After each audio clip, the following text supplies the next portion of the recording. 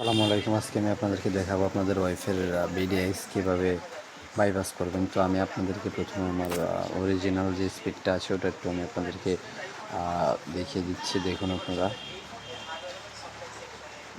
এখানে original speed আমার 4 MB 5 MBর বেশি উঠছে না। তো আমি যদি আমার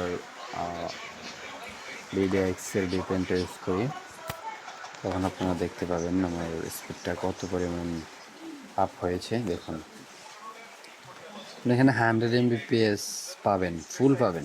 আপনার আইএসপি আপনাকে যত স্পিড দিবে তত পাবেন। দেখুন আপনারা এটা হচ্ছে ডাউনলোড স্পিড। আপলোড স্পিডটা দেখুন, আপলোড স্পিড আরও ফাস্ট।